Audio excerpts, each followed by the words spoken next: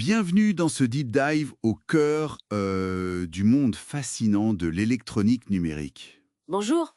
Aujourd'hui, on plonge dans les fonctions logiques, la transmission de données. On se base sur un ensemble de notes de cours assez complet d'ailleurs.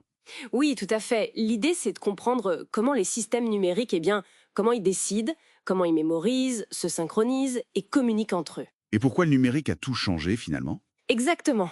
Comprendre cette révolution technologique. D'ailleurs, un point de départ important dans ces notes, c'est la distinction fondamentale entre analogique et numérique. Ah oui, la base. L'analogique, c'est continu, une onde, mais très sensible au bruit, aux interférences. Alors que le numérique, lui, est discret, des 1 et des 0.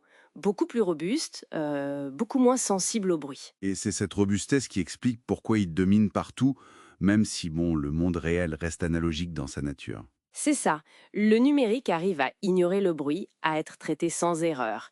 C'est son grand avantage, même s'il simplifie un peu la réalité. Bon, alors entrons dans le vif. Les notes parlent de deux grandes familles de logique combinatoire. Combinatoire et séquentielle. C'est quoi la différence essentielle? Alors, la logique combinatoire, c'est la plus directe. La sortie dépend uniquement des entrées à l'instant présent. Ah oui, Pensez à une porte été, une porte ou même un additionneur simple. Pas de mémoire, c'est du calcul immédiat, quoi. d'accord. Simple et direct. Mais alors, comment on fait pour des choses plus complexes qui demandent de se souvenir d'une étape précédente? Mais justement, c'est là qu'intervient la logique séquentielle. Là, la sortie dépend des entrées actuelles et de l'état précédent du système. L'étape précédente, donc il y a une mémoire chouine. Exactement, elle a une mémoire. Généralement, ce sont des circuits qu'on appelle des bascules, des latches. On peut imaginer des petits interrupteurs qui gardent en mémoire s'ils sont sur 0 ou sur 1.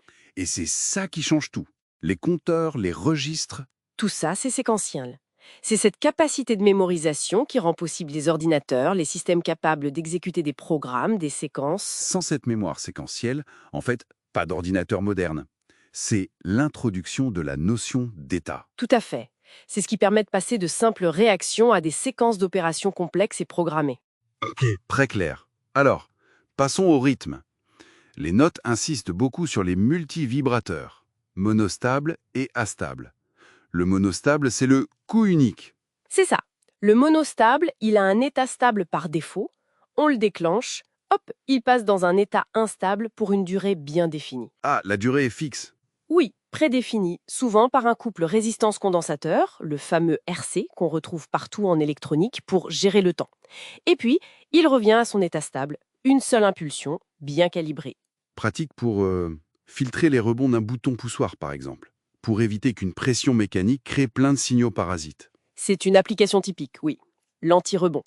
Ou pour créer un délai précis après un événement, transformer un signal un peu brouillon en un signal numérique, propre et temporisé. D'accord. Il y a même des versions redéclenchables.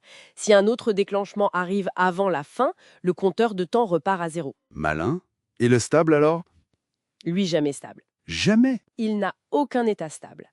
Il bascule sans arrêt entre deux états quasi stables. Résultat, il génère un train d'impulsion régulier, une onde carrée. Le générateur d'horloge. Voilà. C'est le générateur d'horloge par excellence. Sa fréquence, elle aussi, est souvent déterminée par des composants RC. C'est le métronome des systèmes synchrones. Donc sans lui, pas de coordination dans un processeur, pas de synchronisation. Ce serait le chaos. C'est le cœur battant, oui. Sans horloge stable, impossible de cadencer les opérations complexes ou de synchroniser les communications. On l'utilise aussi pour la PWM, la modulation de largeur d'impulsion, pour contrôler la puissance d'un moteur ou l'intensité d'une LED, par exemple. Logique, rythme, il nous reste le transport des données. Les notes opposent série et parallèle. Série, c'est un bit après l'autre sur un seul fil. En gros, oui. Un bit à la fois sur une seule ligne de données. Avantage. Moins de fils, j'imagine? Oui, moins de fils, donc moins cher, plus simple pour les longues distances et aussi moins sensible aux interférences électromagnétiques, les IMI. D'accord. Et l'inconvénient, c'est plus lent. Historiquement, oui, le débit brut était plus faible pour une même fréquence. On pense à des protocoles comme l'UART, l'I2C, le SPI, des classiques. Et le parallèle, à l'inverse? Plein de bits en même temps sur plein de fils, donc là, c'est plus rapide. Alors théoriquement, oui. À une fréquence d'horloge donnée, si on a 8 fils, on envoie 8 bits d'un coup. Mais Il y a plusieurs. Mais Ça demande beaucoup de fils, c'est cher, ça marche mal sur de longues distances, et surtout, à haute fréquence, ça devient un vrai casse-tête à cause du skew. Le skew, c'est quoi ça? C'est le léger décalage temporel entre les bits qui arrivent sur les différents fils. Ils sont censés arriver exactement en même temps, mais en pratique, avec les longueurs de piste, les interférences, ce n'est jamais parfait. Et plus la fréquence augmente, pire c'est, j'imagine. Exactement. Ce désalignement devient critique et limite la vitesse maximale. Sans parler des interférences entre tous ces fils proches les uns des autres. D'où la tendance actuelle qui est mentionnée dans les notes. Oui, tout à fait.